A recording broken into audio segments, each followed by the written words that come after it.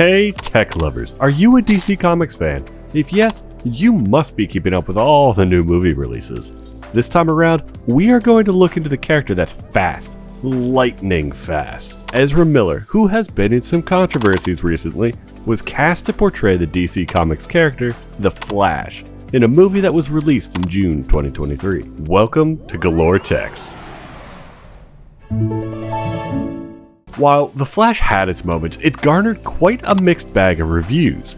Critics applauded its humor, dynamic action sequences, and commendable performances. However, the third act and some visual effects weren't spared from criticism. No matter, let's dive deep into the technological aspects of this movie in today's video. The Flash movie, with Warner Bros. As parent company, managed to collect $270.6 million globally, which might seem impressive, but it's been labeled as one of the most significant box office disappointments in cinema history. Warner Bros. Had to deal with a projected loss of a whopping $200 million. A combination of factors contributed to its challenging opening, including controversies involving Ezra Miller, mixed reviews, and stiff competition from Spider-Man across the Spider-Verse. Much like everything else that got hit during the pandemic, the shooting of the Flash movie was also quite a task. Amid all the restrictions, the shoot started on April 19, 2021 at Warner Bros. Studio, Leavesden in England. It wrapped on October 18, 2021, clocking in 138 workday. Cast and crew had to bear the brunt of social isolation from their friends and family. Warner Bros. Even shuffled its release schedule due to the pandemic's impact and decided to give the VFX team plenty of time to do their work well. It was a real roller coaster ride for everyone involved, adapting to some crazy times to get that speedy superhero flick on track. What's even crazier is that Central City, which is Flash's hometown in the comics, is an American city. But due to COVID restrictions, the production teams couldn't travel to the US to shoot the 6 or 7 front yard scenes in an actual American neighborhood. So what did they do? They worked around this issue by going the extra mile. They found a perfect field in the UK with nothing but oak trees and grass and secured special planning permissions to craft a complete American suburban setting. Roads, sidewalks, and even 5 houses from scratch. But once the shooting wrapped, they had to take it all down. This maneuver was indeed expensive, but it did well to give that true American-style suburban feel. Spoiler alert, if you've seen the movie, there is this particular scene where Barry is standing in front of his old childhood home, where he doesn't live anymore.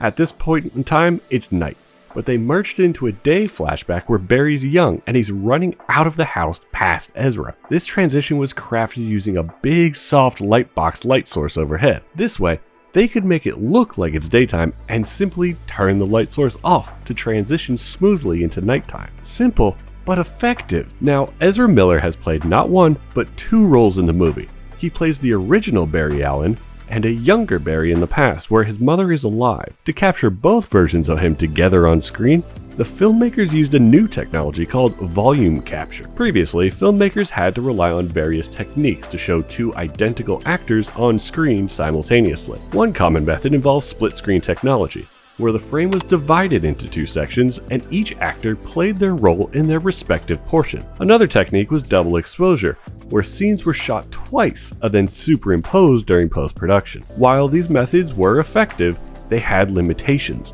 and achieving seamless interaction between the 2 characters was often challenging. Volume capture has since revolutionized this process, allowing for more natural and realistic on-screen interactions between the same actor playing different roles. It's basically scanning a performance with 100 cameras.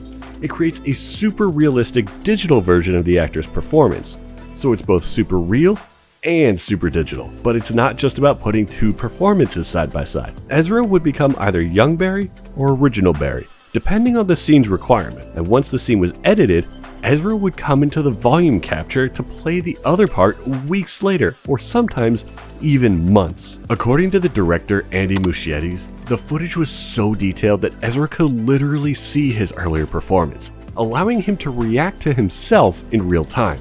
This way, we got to see the dual performances on screen. Another first was the fact that Warner Bros. Had released the movie on the NFT Illuvio blockchain, making it the first ever new release to do so. The Flash NFT allows the user to watch the movie in incredibly sharp 4K quality, and get access to special content like unique artwork, behind the scenes footage, access to digital set locations, and a fun augmented reality experience. The NFT is available in $35 and $100 versions, and I guess Warner Brothers likely hopes it finds a second life in that market of the tech industry. But let's have a closer look at the flashy red costume of the superhero. Now, the Flash's costume in this movie is a real piece of superhero tech. You might remember his first outfit in Justice League, which looked kinda DIY, but it made sense because Barry Allen was just starting out. Now in this movie, they've given him a serious upgrade. The new costume fits snugly, like a second skin, and it's made tough to withstand all the speedy moves, protecting Barry from all the friction he encounters while still letting him move freely. The costume design made sure that it depicts the fact that it is trapping all the energy Flash creates when he zooms around and stores it for later use. The suit has a sheen satin look and also electrical circuits as veins that light up when the Flash is getting ready to run. It took a team of 20 people at least 2 weeks to make each suit, and because shooting with costumes faced general wear and tear, they had to keep making new ones for a whole year. Another amazing feature of the Flash movie is the gorgeous and bigger Batcave, and of course, the return of Michael Keaton as Batman. This cave is like nothing we've ever seen before. It's one of the biggest ones they've ever built. The cave looks way more massive than it did in Batman Returns. But the coolest part? There's a gigantic waterfall, which of course is just a screen. It serves as an exit for the Batmobile. Bringing the 2-ton vehicle to England all the way from Los Angeles was tough due to the worldwide shortage of shipping containers during the pandemic. But once it made it to the UK, the production crew loaded it carefully onto a modified airport cargo truck, lifted it 20 feet in the air, and slowly rolled it to the rostrum on set. This secret cave took 15 weeks to build, and 2 weeks of dressing and pre-lighting. They even built a special platform just for the 1989 Batmobile to sit on. The set looked incredible, and I think they should have kept it for public visiting. Now let's talk about the filming and actual cameras used to shoot the movie. The movie will take you on a visually dynamic journey with its handheld cameras. The shots are alive and buzzing with energy, which is captured by the freestyle way of filming. They have employed ARRI Alexa LF, ARRI Signature Prime lenses, Red Monstro, Lights M0.8, Prime, Ingenue EZ, and Optimo Ultra lenses, as well as Red Ranger Monstro VV8K. The director, Andy Muschietti, claims that the Red camera allowed filming techniques that would have been impossible if they had used traditional methods. Moving on. The movie also stirred up a storm of criticism for its CGI. The criticism started right after the movie's trailer was released. We know how important a trailer is as the first look for any movie. It can either make or break the excitement for it. The Flash took the hit hard, and poor CGI was clearly visible in the trailer. Even the return of Michael Keaton as Batman wasn't the dominant topic of discussion. The visual effects were handled by DNEG, Scanline VFX, and Weta FX, and the number reached a staggering 2,500 shots. Now, director Muschietti has defended the CGI of his film and explained that it was all part of the plan. The film intends to immerse the audience into the Flash's perspective, creating a distorted reality with unusual lights and textures. According to him, it was part of the design, so if it looks a little weird to you, that was intended. Despite the artistic intent, some critics didn't hold back, labeling it as some of the least impressive VFX in recent superhero cinema. To be honest, some of the scenes do look quite off and could have been done better. Like shots of the Flash running at high speeds looked terrible and couldn't convince the audience at all. Some shots where Ezra Miller appears as both Barry Allen's on-screen weren't smooth and showed their seams all too well. Even the audio looping in the action sequences was all over the place. So even if we agree with director Muschietti's insistence about it all being intentional and they meant the sequences to be a little cartoonish, there were still inconsistencies.